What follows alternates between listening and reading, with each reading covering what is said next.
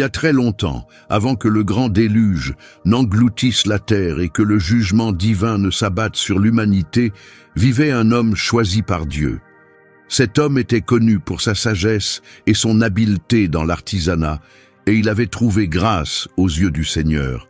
Dieu lui permit de contempler les secrets des cieux, les royaumes les plus élevés où réside le divin, faisant de lui un témoin direct du monde éternel et immuable, du Tout-Puissant. Il vit les lieux où demeurent les serviteurs rayonnants de Dieu, aux multiples yeux, des êtres plus éclatants que le soleil. Il aperçut le trône inaccessible entouré de lumière infinie, les couches de la création parfaitement ordonnées, et il entendit les chants indescriptibles des chérubins. Il fut témoin de merveilles divines qu'aucun mortel n'avait jamais vues. Son nom était Enoch, fils de Jared, et c'est lui qui révéla la vérité sur les 10 niveaux du ciel.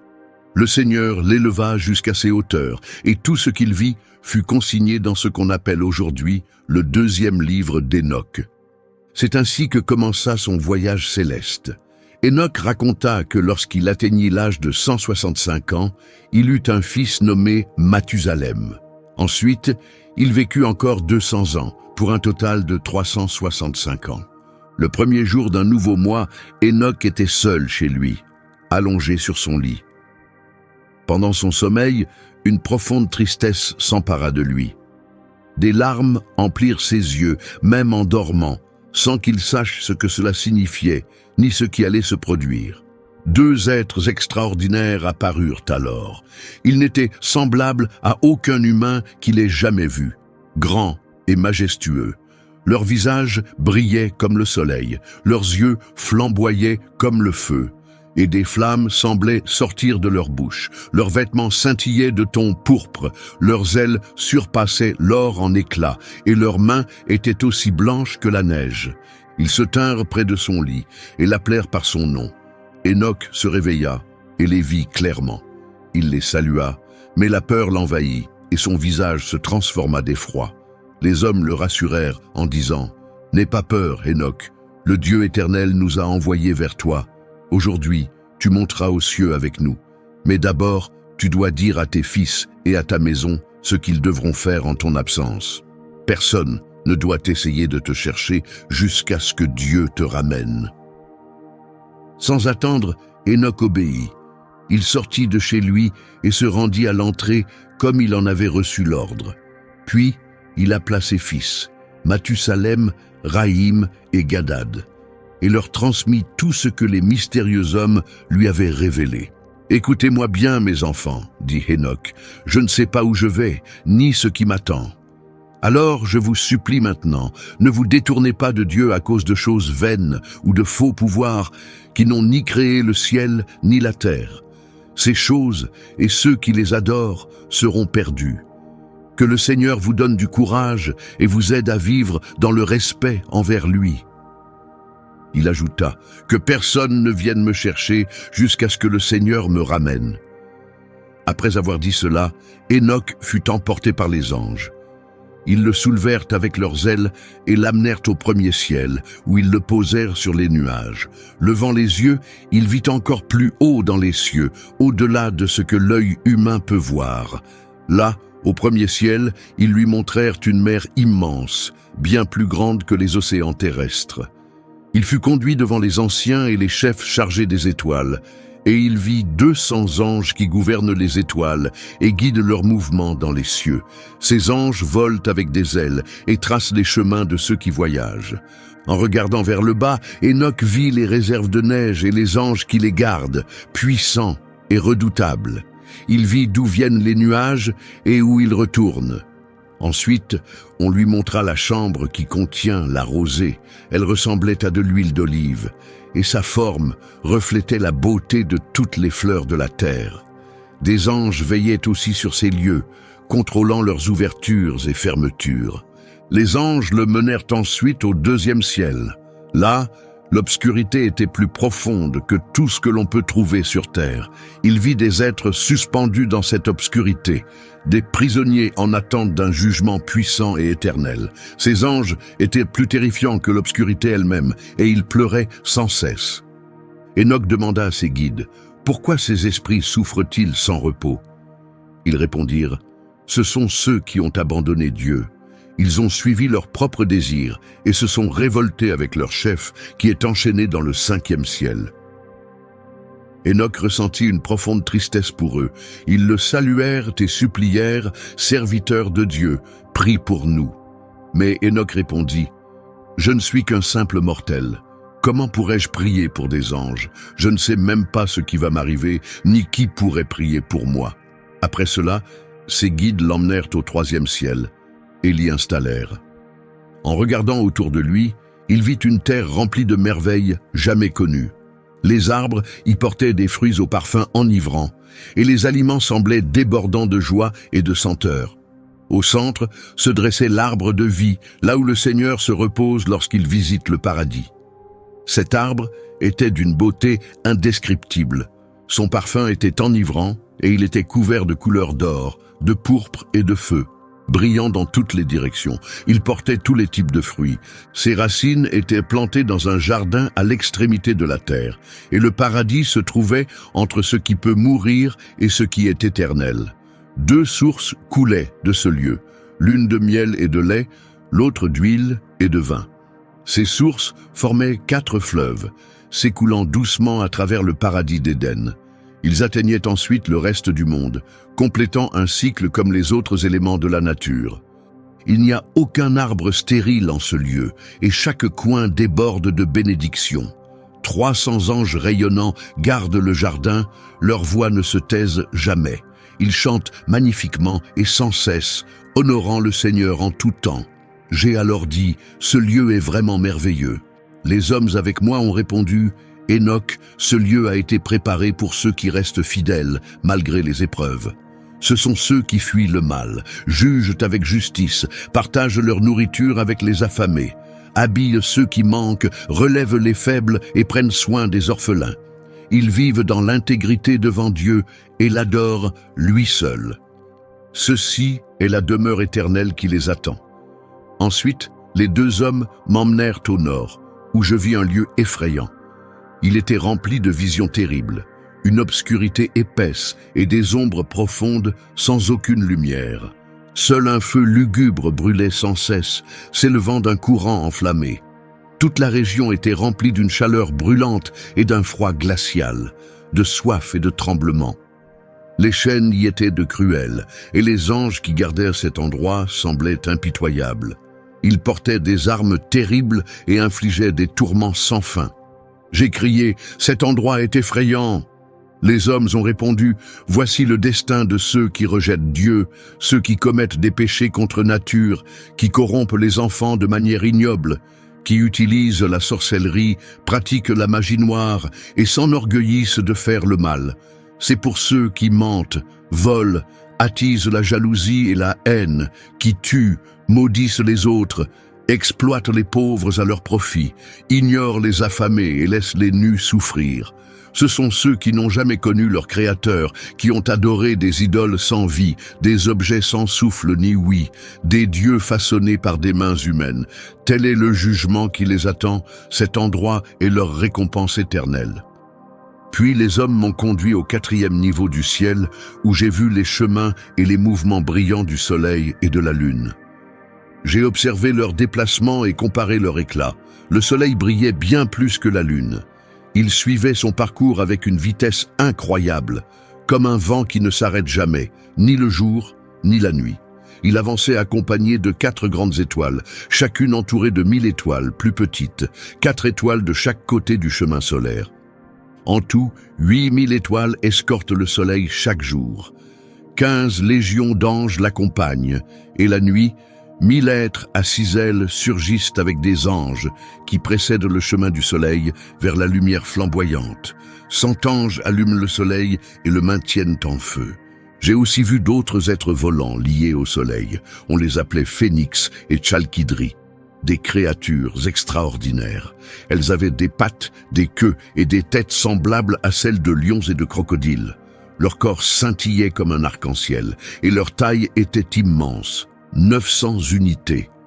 Chacune possédait 12 ailes comme les anges. Ces créatures restent proches du soleil, transportant chaleur et humidité selon l'ordre de Dieu. Le soleil se lève sous le ciel et suit son chemin sous la terre, ses rayons brillants ne cessant jamais. Les hommes m'ont conduit vers l'est et m'ont placé aux portes où le soleil commence son voyage quotidien. Là, il suit le modèle fixé par les saisons et le cycle des mois qui composent l'année, comptant les heures du jour et de la nuit. J'ai vu 6 portes ouvertes, chacune mesurant exactement 61 unités et un quart de stade de large. Je les ai mesurées soigneusement et compris que ce sont les portes par lesquelles le soleil se lève et se couche chaque mois. Il les traverse de manière régulière, revenant en sens inverse au fil des saisons. Ce cycle accomplit l'année entière après les 4 saisons. Ensuite, ils m'ont guidé vers l'ouest et m'ont montré 6 autres portes, identiques à celles de l'est. Ce sont les portes du coucher, correspondant au même nombre de jours, 365 et un quart. Le soleil se couche par ces portes de l'ouest et cache sa lumière, ne laissant que le souvenir de son éclat sous la terre. Bien que sa couronne rayonnante reste dans le ciel auprès du Seigneur, 400 anges veillent sur lui. Pendant ce temps, le soleil suit une roue sous le sol et repose durant 7 grandes heures pendant la nuit. La moitié de sa course se passe en dessous et à la 8e heure, il approche de l'est à nouveau, apportant sa lumière et son éclat. À ce moment-là, le soleil brûle plus fort que le feu. Alors les phénix et les chalkidries, ces créatures solaires spéciales, commencent à chanter. Tous les oiseaux battent des ailes de joie, célébrant le porteur de lumière. Sur l'ordre du Seigneur, les créatures chantent. Le porteur de lumière est venu pour illuminer toute la terre. Le Dieu du matin apparaît, représenté par les rayons du soleil, et le soleil lui-même se lève à nouveau pour éclairer le monde. Ensemble, ils illuminent la terre. Les hommes m'ont montré comment les mouvements du soleil sont mesurés et comment ils passent par ces portes spéciales. Ce sont les portes qui comptent les heures de l'année. C'est pourquoi le soleil est considéré comme une création puissante, avec un cycle complet de 28 ans avant de recommencer. Les hommes m'ont ensuite révélé un autre mystère. 12 grandes portes s'étendaient d'ouest en est, à travers lesquelles la lune passe à des moments précis. La lune entre par la première porte de l'ouest, à côté de celle du soleil, et y reste exactement 31 jours. La deuxième porte la retient aussi 31 jours.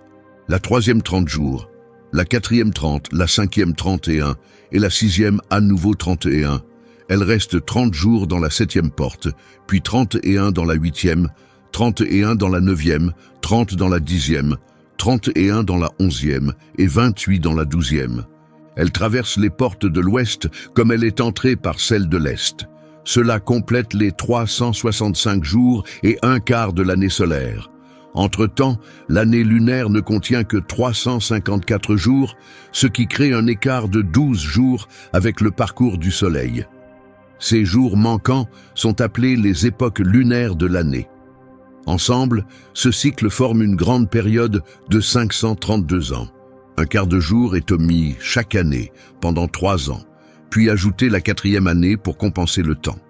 Durant ces 3 premières années, ce temps supplémentaire n'est pas compté parmi les jours, car il perturberait l'équilibre de l'année, créant 2 mois qui s'allongent et 2 qui raccourcissent. Une fois que le soleil a terminé son voyage par les portes de l'ouest, il revient vers l'est, se dirigeant de nouveau vers la lumière. Ce cycle se répète chaque jour et chaque nuit, tournant sous toutes les couches célestes, plus vite que n'importe quel vent, esprit, force naturelle ou ange volant. Chaque ange avance avec 6 ailes et suit un chemin qui se répète tous les 19 ans en 7 cycles. Au centre du ciel, j'ai vu des guerriers célestes louer le Seigneur avec des tambours et des instruments à cordes. Leur voix ne cessait jamais. Ils chantaient des harmonies douces et variées, d'une beauté indescriptible. Les mélodies émerveillaient l'esprit et me remplissaient de joie en les écoutant. Puis les hommes m'ont conduit au 5e niveau du ciel. Là, j'ai vu un nombre incalculable d'êtres puissants appelés les Grigoris. Ils avaient une apparence humaine, mais étaient bien plus grands, même plus que les plus hauts géants. Leurs visages semblaient fatigués et desséchés, et ils ne parlaient jamais. Aucune adoration ne se déroulait dans ce ciel. J'ai demandé aux hommes qui m'accompagnaient, « Pourquoi semblent-ils si tristes et silencieux? Pourquoi n'y a-t-il aucune louange ici ?» Ils ont répondu, « Ce sont les Grigoris qui, avec leur chef Saturnaël, se sont détournés du Seigneur de lumière. D'autres, comme eux, sont retenus dans une profonde obscurité, dans le deuxième ciel. 3 d'entre eux étaient autrefois descendus du trône de Dieu vers un lieu appelé Urban, où ils ont rompu leurs promesses sacrées sur les pentes de Hillman. Ils avaient vu la beauté des filles des hommes et les avaient prises pour épouses, corrompant la terre par leurs actes. Ils menèrent des vies mauvaises, semant le désordre, et leurs enfants étaient des géants, immenses et violents. À cause de cela, Dieu les jugea sévèrement. Aujourd'hui, ils pleurent leurs frères déchus et subiront le châtiment au jour final du Seigneur. J'ai parlé aux Grigoris et j'ai dit, « J'ai vu vos frères et les conséquences de leurs actes. J'ai prié pour eux, mais Dieu les a condamnés à rester sous la terre jusqu'à la fin de ce monde. » Je leur ai demandé, « Pourquoi attendez-vous ici en silence au lieu de servir le Seigneur? Pourquoi ne retournez-vous pas pour l'honorer avant que sa colère ne soit totale ?» Ils écoutèrent mes paroles et envoyèrent un message à travers les 4 divisions célestes. Tandis que je me tenais avec les 2 hommes, 4 trompettes retentirent soudain avec puissance.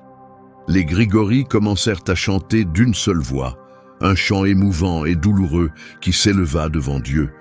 Après cela, les hommes m'emmenèrent au 6e ciel. Là, j'ai vu 7 groupes d'anges resplendissants, tous magnifiques et lumineux. Leurs visages brillaient plus que le soleil, et ils étaient identiques en apparence, en comportement et en vêtements. Ces anges sont chargés de maintenir l'ordre. Ils observent les mouvements des étoiles, les phases de la lune, la course du soleil et l'équilibre de l'univers. Lorsqu'ils sont témoins de fautes, ils donnent des ordres et offrent des conseils. Par des chants puissants et harmonieux, ils continuent de servir le Seigneur. Ce sont les archanges, supérieurs aux autres anges, qui tiennent le registre de toute vie dans le ciel et sur la terre. Certains anges veillent sur les saisons et les années, d'autres sur les rivières et les mers, certains sur les fruits de la terre, et d'autres encore sur chaque brin d'herbe nourrissant toutes les créatures. Quelques-uns enregistrent les âmes humaines, notant toutes leurs actions et leur vie devant Dieu. Parmi eux se trouvent 6 phénix, 6 chérubins et 6 êtres ailés. Ils chantent à l'unisson, sans interruption, avec des voix si magnifiques qu'elles ne peuvent être décrites. Ils célèbrent avec joie devant le trône du Seigneur. Puis les 2 hommes me conduisirent plus haut, jusqu'au 7e ciel. Là, je vis une lumière éblouissante et d'immenses armées d'archanges de feu, accompagnées de forces invisibles, de puissance, de dominateurs, d'autorité, de chérubins, de séraphins et de trônes, des êtres remplis d'yeux et de lumière. Il y avait 9 divisions en tout, les rangs de la lumière céleste. Je fus saisi de peur et commençai à trembler. Mais les hommes qui me guidaient dirent « Sois courageux, Enoch, n'aie pas peur ». Ils me montrèrent alors le Seigneur, assis au loin sur un trône élevé. Je demandai ce qu'il y avait au-delà. « Que trouve-t-on dans le 10e ciel ?» Ils répondirent « C'est là que Dieu habite. » En hébreu, ce 10e ciel s'appelle Aravot. Tous les êtres célestes s'y rassemblent, debout sur 10 marches selon leur rang. Ils s'inclinent devant le Seigneur, puis retournent joyeusement à leur place, chantant doucement et le louant dans la lumière éternelle. Autour du trône se tiennent les chérubins et les séraphins, des êtres à 6 ailes et aux nombreux yeux, qui ne quittent jamais leur poste. Ils se tiennent devant Dieu, accomplissant sa volonté, entourant son trône, chantant d'une voix douce. « Saint, Saint, Saint est le Seigneur, Maître des armées. Le ciel et la terre sont remplis de ta gloire. » Quand j'eus vu tout cela, les hommes dirent « Enoch, c'est là où nous avons été chargés de t'amener. » Puis ils partirent, et je restai seul au bord du 7e ciel. J'eus peur, tombai à terre et dis « Que m'arrive-t-il » Alors le Seigneur envoya un être magnifique, Gabriel, l'archange. Il dit « Sois fort, Enoch. n'aie pas peur. Viens avec moi et tiens-toi devant le Seigneur pour l'éternité. » Mais je répondis en moi-même, « Seigneur, mon esprit m'abandonne presque de frayeur. J'ai fait confiance aux hommes qui m'ont conduit ici. Je pensais qu'ils me guideraient jusqu'à toi. » Gabriel me souleva alors comme une feuille portée par le vent et me conduisit devant la face du Seigneur. Je levai les yeux et vis le 8e ciel, appelé Musaloth en hébreu. Il régit les changements des saisons, sèche et humide, et contient les 12 constellations dans le ciel, au-dessus du 7e ciel. Puis je vis le 9e ciel, connu en hébreu sous le nom de Kokabim. C'est là que se trouvent les demeures des 12 signes du zodiaque, dans le firmament. Enfin j'atteignis le lieu le plus élevé, le 10e ciel, appelé Aravoth. Je levai les yeux et vis le visage du Seigneur. Il ressemblait à du fer incandescent tiré du feu, étincelant d'éclat et brûlant avec intensité. Ainsi apparaissait son visage. Mais la présence du Seigneur dépasse les mots, merveilleuse, puissante et profondément impressionnante. Qui suis-je pour décrire l'indescriptible présence du Seigneur ou pour parler de son visage merveilleux? Je ne peux commencer à compter les nombreuses instructions qu'il donne, ni les innombrables voix qui émanent de lui. Son trône est immense, non façonné par des mains humaines, et je ne peux mesurer le nombre d'êtres célestes qui l'entourent, des légions de chérubins et de séraphins chantant sans fin. Sa beauté ne change jamais, et sa gloire dépasse l'imagination. Bouleversé, je tombai à terre et m'inclinai devant lui. Alors le Seigneur me parla de ses lèvres en disant « Sois fort, Hénoch, n'aie pas peur. Lève-toi et tiens-toi devant moi pour l'éternité. » À ce moment, l'archange Michel vint me relever et me fit tenir debout devant la face du Seigneur. Le Seigneur se tourna alors vers ses serviteurs célestes et dit, pour les mettre à l'épreuve, « Que Hénoch demeure en ma présence pour toujours. » Les glorieux s'inclinèrent devant le Seigneur et répondirent, « Qu'il en soit selon ta parole. » Alors le Seigneur dit à Michel, « Retire à Hénoch ses vêtements terrestres, oins-le de mon huile parfumée et revêt-le de vêtements de ma gloire. » Et Michel fit tout ce que le Seigneur avait ordonné. Il moignit et l'éclat de l'huile surpassait toute lumière. Elle était douce comme la rosée, avec un parfum apaisant, brillante comme le soleil. Lorsque je me regardais, je ressemblais à l'un des êtres glorieux. Alors le Seigneur fit appel à l'un de ses archanges, nommé Pravuil. Il était plus rapide en sagesse que tous les autres et consignait toutes les œuvres du Seigneur. Le Seigneur lui dit, « Prends les livres de mes réserves et une plume qui écrit avec rapidité. Donne-les à Hénoch. Remets-lui les rouleaux les plus précieux et les plus réconfortants de ta main. » Pravuil commença à m'enseigner toutes choses, sur les cieux, la terre et la mer, sur tous les éléments et leurs mouvements. Il m'expliqua le tonnerre et ses cycles, les trajets du soleil et de la lune, comment ils changent, les étoiles et leurs saisons, les années, les jours, les heures, le lever des vents, le nombre d'anges et la formation de leurs chants. Il m'enseigna la vie humaine, les langues de chaque chant, les lois, les enseignements et toutes les douces louanges qu'il est bon de connaître. Tout ce que je vous ai raconté maintenant m'a été montré par lui. Il me dit, « Assieds-toi et écris chaque âme qui naîtra un jour, et les lieux préparés pour chacune d'elles pour toute l'éternité. Chaque âme a été prévue avant même la création du monde, chacune étant liée à une autre, pendant 30 jours et 30 nuits. » J'écrivis donc tout soigneusement et complètement, 366 livres au total. Puis le Seigneur m'appela à nouveau et dit, « Hénoch, prends place à ma gauche, à côté de Gabriel. » Je m'inclinai devant lui, et il parla encore. « Bien-aimé Hénoch, tout ce que tu vois, tout ce qui a été créé et accompli, je te le révèle maintenant. Avant que quoi que ce soit n'existe, avant même que le temps ne commence, j'ai créé toutes choses à partir du néant. J'ai rendu visible l'invisible, j'ai transformé le spirituel en matériel. Écoute attentivement, Hénoch, et accueille mes paroles. Je n'ai pas partagé ce secret avec mes anges.